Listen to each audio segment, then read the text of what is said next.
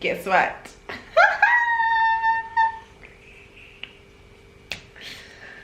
We had a baby! Look, I'm even showing you his side skin, ifika, his snapback. I'm joking, there's no snapback that happened. I'm definitely still unsnapped. In this phase, this is the first time I've looked half decent since I've had this baby. And all this to say that I'm really happy. Things are entangled, things are disheveled, things are just rah, but I am super happy and just life is great. Let me sort out this camera story. Okay, so yes, camera's fixed. I'm trying to speak softly because Jimmy says that I have a very loud projecting voice, that like I can project very well. So I'm trying to speak very slowly because Nana is sleeping. After a traumatic week of her not sleeping, I will tell you what happened in another video, because I am actually going to be doing vlogmas of some sorts. I know I said I was going to do vlogvember, but come on guys, you know. Okay Gabby, start this video.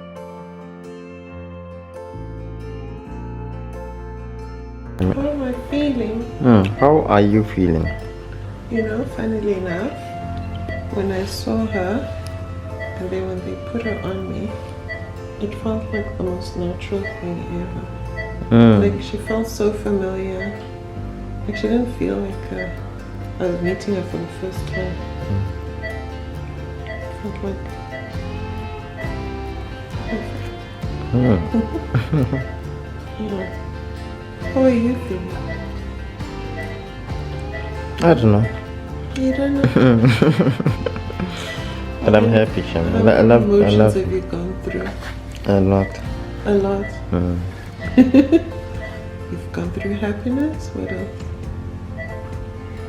I don't know. Any shock like that other guy? Yeah, a bit of shock. But not like the other guy. Yeah. How was theatre for you? Like watching the op? Yeah, I think it went smooth. Did you watch the op? Like all of No, I didn't watch the. They had covered it. I think they had blocked our view. Yeah. So I didn't want to be inquisitive. You're a good birth partner. I'm starting to freak out there. Yeah. Went smooth. It did go smooth. It's fast. But I think emotionally, I was a lot more scared before she came out. Once she was out, I was like, She started crying.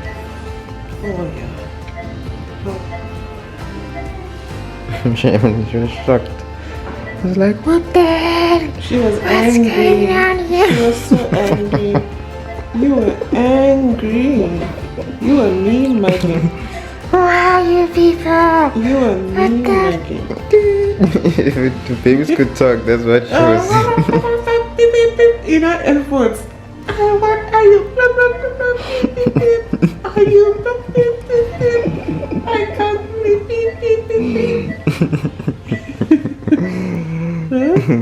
What do you? Angry baby.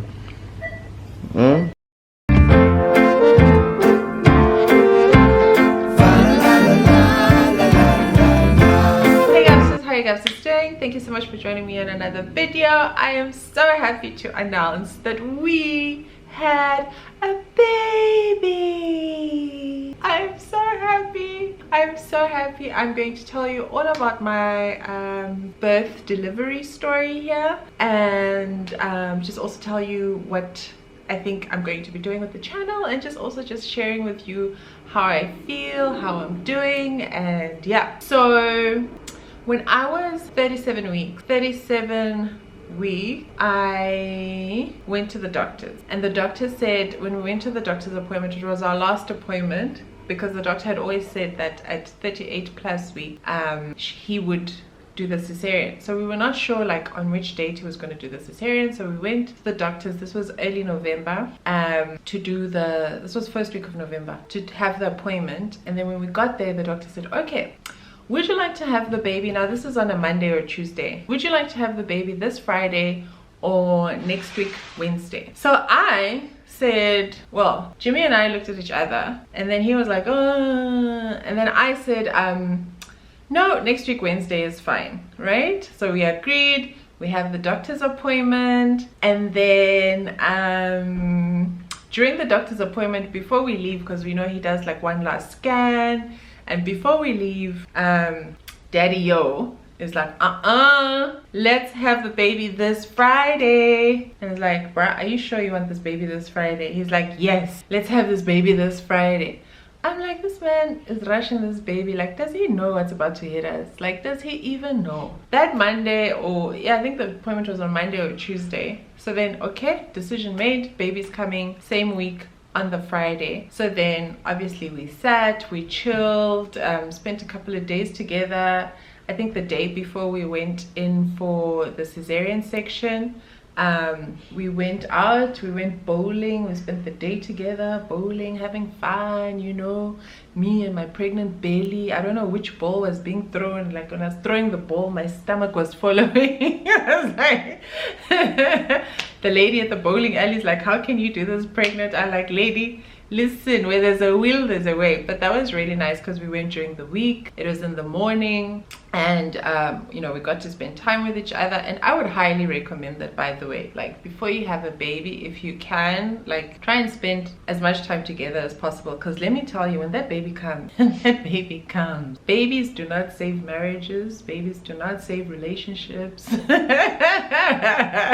So try and spend as much time together as possible, because it really helps sort of like keep the memory alive, you know, during the tough times. Tough times never last. Tough people do. Are you I'm laughing at him because tough times. Anyway, this labor and delivery story is a lot. So then Friday morning, they say we have to be there at what time? 5, babes? 5 a.m. Yeah, so we had to be there at 5 a.m. We get there to the hospital, we get admitted, and then we wait, and then they come, they take us down to the surgery waiting area, and then the anesthesiologist comes. Everything was really nice, Shem. Like, it was really nice.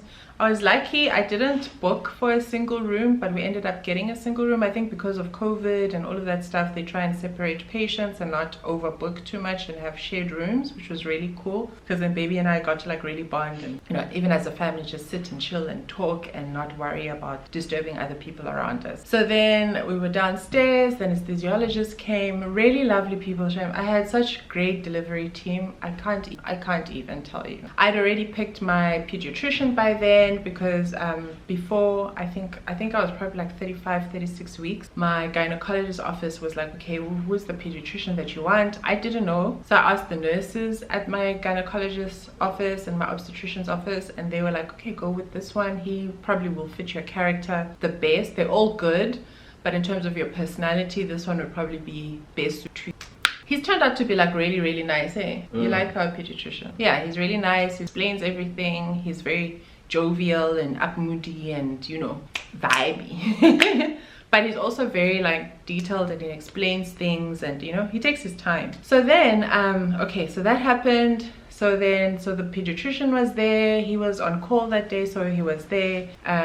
We go in, and then that's when the fear kicked in. Then I got scared, because then we were wheeled into the operating room, and then I got scared with the anesthesia, because with the epidural, because last time when I went in for my myectomy, I was under general anesthetic, which means they didn't do the epidural, and I was like, I've never seen an epidural needle. Even though I've been to 2 cesarean births, I've never actually seen them put the epidural in. So I was like, I don't know this thing, and I don't do well in situations where I don't know what's happening. So then I I started freaking out, and also the anesthesiologist is telling Jimmy to hold me and to hold me tight and like not let go. So now I'm thinking, oh my god, this is really gonna hurt. And like obviously, you know, your brain like goes 100 miles an hour. I'm like, this is gonna hurt. And he's cleaning my whole back. So now I don't even know, like, you know, normally like when they're gonna inject you, they just clean the site where the injection is gonna go in, but he's like doing my whole back. So now I'm like, I don't know where this needle is gonna go in. I'm trying to figure it out. His hands are everywhere and Jimmy's holding me and I'm like, let me go. And I'm starting to freak out. And then eventually I said to the room, everybody take a breather. Everybody, let's breathe. Let's breathe. Let's breathe. Let's breathe. Let's breathe. Everybody breathe. So we all took a breather. The whole operating. I was like, breathe with me, breathe with me, breathe with me. So we all breathe together. And then I think I don't know if she was working with, she's like, you know, trainee doctors. I don't know if she was there for the anesthesiologist, Linda, or she was there for the obstetrician, but there was a Linda. She was there, and so she explained everything. So she was like, okay, this is what's going to happen. He's going to inject you with a numbing thing, and then he's going to put the needle in, and then so she talked me through it, which calmed me down completely. And then he was like, okay, he's injecting it, it's gonna pinch. He injected me, and then I was waiting for the epidural needle, waiting for the epidural needle, waiting for the epidural needle. And then he's like, okay, I'm done. I'm like, how? Done with what? With the numbing one? He's like, no, I'm done with everything. I'm like, huh? Really? So the epidural did not hurt at all. It kicked in, it took a few minutes. I freaked out a little bit because I was like, oh god, how are they gonna know that like the epidural hasn't kicked in? And I could feel the doctor, like they would like tap me just to see, and I don't know how they could tell, because I don't think like my legs were jerking, unless maybe there was some movements, like they would touch me, like, you know. And then so I was like, oh god, what if they start cutting before this thing like fully kicks in? Because first you get like pins and needles, and then you get this, and then you get that. So I was like, yo, I don't know, you know. And I mean, I'm not, they're busy touching me, but then no one's asking, can you feel, can you feel, can you feel? So now I'm also shutting up. I'm just waiting for that knife. I'm waiting to scream, Baba. But like, oh, I don't know why we set ourselves up like this. Anyway. So yeah, then the doctor, by the way, let me tell you something. A cesarean section and what do you call it, modesty, there's no such thing, because the doctor, everything is there for the, let me tell you, when that catheter goes in, your legs are done, like your whole body part is like for that catheter to go in. So it's a bit like, you can't be like modest, like even if you are, you're just like, all those thoughts go through, you're like, oh my god. And then you're like, no, he's an obstetrician, he's seen one, he's seen them all. And then you're like, you just have to tell yourself 500 stories and not judge you, and not be like, I hope it's a good one. Like, I hope it doesn't look weird down there. I don't know why we have these thoughts, because I mean, that's his job. His job is to look down there. So anyway, I got sidetracked. I get sidetracked very easily. This is the first time actually I've ever told this story, so if it's a bit haphazard, I do apologize. And then what happened? Oh, and then I didn't actually feel when the first cut happened. To be honest, I didn't feel. I smelled the burning, and then I remembered from my sister's cesarean that actually they don't cut you with a knife. They cut you with some burning thing, because you know there's so many layers, so they cut so that each layer seals itself, like it's not left open and raw, and then they have to like you know, there's a layer of fat. Imagine if fat, and then you cut fat, you know, it gets like that crispiness. So I smelt it. I was like, oh. Then I was like, okay. Then I realized that from the theater lights, there's like a silver metal thing where all the globes go through, and on that metallic thing, because it's like mirrored so that the lighting is bright and the bright lighting shines, that actually I could watch the surgery. So I watched my whole cesarean on those light bulbs, which was really cool. Jimmy thought it was weird because he was like sort of sitting here on my head, and I was like, I can watch. I'm like, but I must watch. So then I watched it, and then so I saw her come out. I saw them like pull her out, like, because her one shoulder came out, and then her head, and then her one shoulder, and then the other one they sort of had to dig it out. They were like and then they pulled her out, and then they cut, and then they showed her to us. They moved her. So yeah, that was really cool. And then Jimmy went and followed her, went cut the cord. Well, the doctor couldn't cut the cord separating me and baby, but the doctor cut quite a long cord, so then he was able to cut another cord, because that side is sterile environment, and he couldn't cross over to that sterile environment to cut. So that's why they had him cut where the baby was, by the incubator. She came out happy. She did not come out happy. She came out healthy. She came out mean mugging.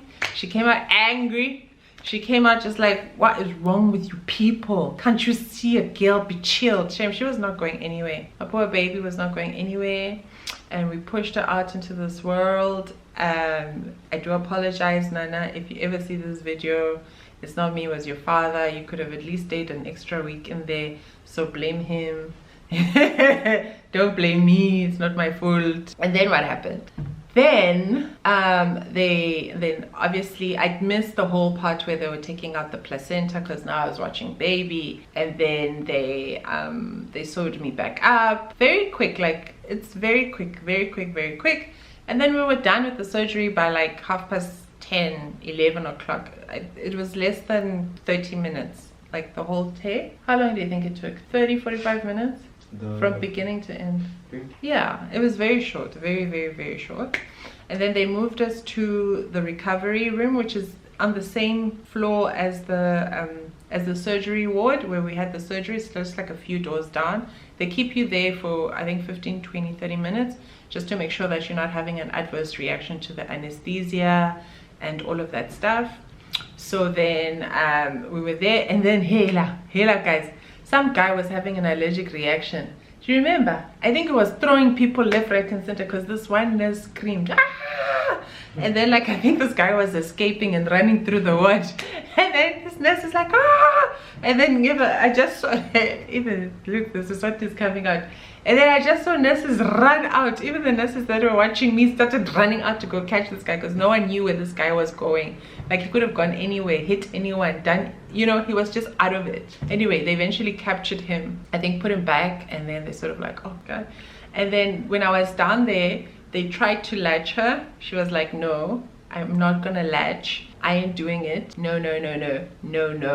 But already from the operating theater, they did skin to skin. So when we left the operation theater, she was inside the blanket already doing skin to skin all the way to the thing. When we got to the room again, they tried again, and she managed to latch then. And basically me, as high as I was, and throughout all the medications that I got throughout the entire stay, those painkillers and everything, we did skin to skin for the first 24 hours. That's the hospital's policy.